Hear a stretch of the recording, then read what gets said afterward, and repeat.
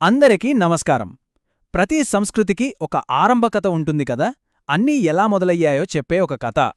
ఈరోజు మనం అలాంటి ఒక అత్యంత ప్రభావవంతమైన కథలోకి వెళుతున్నాం. అదే ఆదికాండంలోని సృష్టికథ. పదండి, ఈ ప్రయాణాన్ని మొదలుపెడదాం. అంతా ఇక్కడ్నుంచే మొదలవుతోంది. చూడ్టానికిది ఒకే ఒక్క వాక్యం, కాని దీనిలోనే మొత్తం విశ్వం యొక్క పుట్టుక దాగి ఉంది. ఈ అద్భుతమైన, శక్తివంతమైన ప్రకటనతోనే అసలు కథ మొదలవుతోంది, ఏమీ లేని శూన్యంలో. సరే, ఇప్పుడు మనం సృష్టి యొక్క మొదటి ఘట్టంలోకి అడుగుపెడదాం. ఒక్కసారి ఊహించుకోవడానికి ప్రయత్నిద్దాం. అసలు ఏమీ లేనప్పుడు ఎలా ఉండేదో. అంటే ఒక ఆకారం లేని, ఖాళీగా ఉన్న, అంతులేని చీకటితో నిండిన ఒక ప్రపంచం. ఒక్కసారి ఊహించండి, భూమికి అసలు రూపమే లేదు, అంతా శూన్యం. అగాధమైన నీళ్లపైన చిమ్మ చీకటి ఆవరించి ఉంది. ఇదొక ఖాళీ క్యాన్వాస్ లాంటిదన్నమాట. దానిపై ఒక అద్భుతమైన కళాఖండం రూపుదిద్దుకోబోతోంది. ఇది చాలా కీలకమైన క్షణం.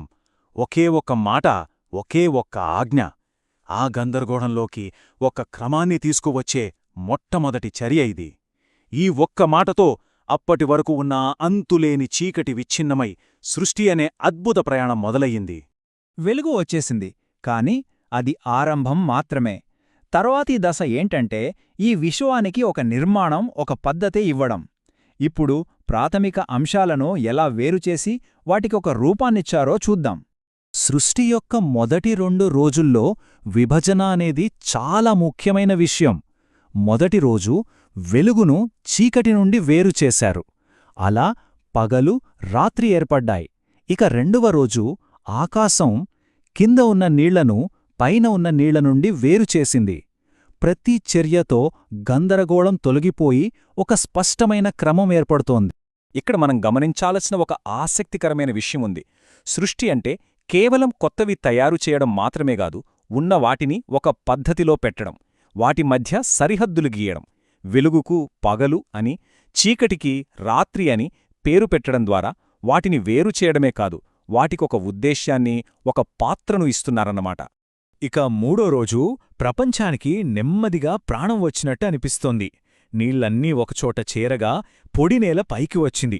ఆ వచ్చిన వెంటనే ఖాళీగా ఉన్న ఆ నేల నుండి మొక్కలు, పళ్ల చెట్లు, పచ్చదనం, ఇలా జీవం ఉప్పొంగినట్లు పుట్టుకొచ్చాయి. నాలుగో రోజు దృష్టి మళ్లీ ఆకాశం వైపు వెళ్ళింది. ఇక్కడ సూర్యుడు, చంద్రుడు, నక్షత్రాలు కేవలం వెలుగునివ్వడానికి మాత్రమే కాదు, అవి ఒక రకమైన ఖగోళ గడియారంలా పనిచేస్తాయి. కాలాలను, రోజులను, సంవత్సరాలను సూచిస్తూ ఈ కొత్త ప్రపంచానికి ఒక లయను, ఒక క్రమాన్ని అందిస్తాయి. సరే, ప్రపంచం యొక్క ఫ్రేమ్వర్క్ అంతా రెడీ అయిపోయింది. ఇక దాన్ని జీవులతో నింపే సమయం వచ్చింది. సముద్రాలు, ఆకాశం, భూమి ఇప్పుడు రకరకాల జీవాలతో నిండిపోబోతున్నాయి. 5వ రోజున సృష్టిలో ఒక కొత్త సందడి మొదలైంది. నీళ్లు రకరకాల జీవరాశులతో నిండిపోయాయి. ఆకాశంలో పక్షులు రెక్కలు విప్పి ఎగరటం మొదలుపెట్టాయి. ఇది జీవం యొక్క ఒక అద్భుతమైన విస్ఫోటనం లాంటిది. ప్రపంచం మొదటిసారిగా కదలికతో, శబ్దంతో నిండిపోయింది. 6వ రోజు సృష్టి వారంలో ఇది చాలా స్పెషల్ అన్నమాట. భూమి పశువులతో, పురుగులతో, అడవి జంతువులతో నిండిపోయింది. కాని ఆ రోజు అక్కడితో ఆగలేదు. ఆ తర్వాత సృష్టిలోనే అత్యంత విశేషమైనది జరిగింది. అదే మానవాళి సృష్టి. స్త్రీ-పురుషులుగా దేవుని స్వరూపంలోనే వాళ్లు సృష్టించబడ్డారు. ఈ మాటలు గమనించండి. మిగతా సృష్టికి భిన్నంగా మానవుల గురించి ఇదొక ప్రత్యేకమైన ప్రకటన. కేవలం ఉండు అని ఆజ్ఞాపించలేదు, మన స్వరూపంలో సృష్టించబడ్డారు. దీని అర్థమేంటి? ఇది మానవులకొక ప్రత్యేకమైన స్థానాన్ని, ఒక బాధ్యతను ఇస్తుందన్నమాట. ఇక 7వ రోజుతో సృష్టి అనే మహాకార్యం పూర్తయింది. దేవుడు ఆ రోజున తన పని నుండి విశ్రమించి, ఆ రోజును ఆశీర్వదించి పవిత్రపర్చాడు. ఇది కేవలం పని ముగింపు కాదు, ఇదొక చక్రం యొక్క పరిపూర్ణతను, అలాగే విశ్రాంతి యొక్క పవిత్రతను కూడా సూచిస్తోంది. ఈ 7 రోజుల సృష్టి అనే పెద్ద కథ నుండి ఇప్పుడు మన దృష్టికోణం మారబోతుంది. ఈ మహావిశ్వంలో అసలు మానవుని యొక్క ప్రత్యేకమైన కథేంటి? ఇప్పుడు ఈ పెద్ద విశ్వం నుండి మనం కాస్త జూమిన్ చేసి మనిషి యొక్క వ్యక్తిగత కథపైకి వద్దాం. వారి సృష్టి గురించిన వివరాలు, ఇంకా వారికోసం ప్రత్యేకంగా సిద్ధం చేసిన ఆ అద్భుతమైన నివాసం గురించి తెలుసుకుందాం. ఇక్కడ కథనం ఎంత పర్సనల్గా మారిందో గమనించండి. ఇకపై కేవలం మాటతో సృష్టి జరగడం లేదు. ఇక్కడ దేవుడు ఒక శిల్పిలా నేల మంటి నుండి మనిషిని తన చేతులతో చేసి అతనిలో తన జీవశ్వాసను ఊదాడు. ఇది చాలా సన్నిహితమైన, ప్రత్యక్షమైన సృష్టి. మనిషి కోసం ఒక స్వర్గంలాంటి నివాసం సృష్టించబడింది. అదే ఏదేను తోట. ఆ తోట మధ్యలో కథను మలుపు తిప్పబోయే రెండు చాలా ముఖ్యమైన చెట్లు ఉన్నాయి.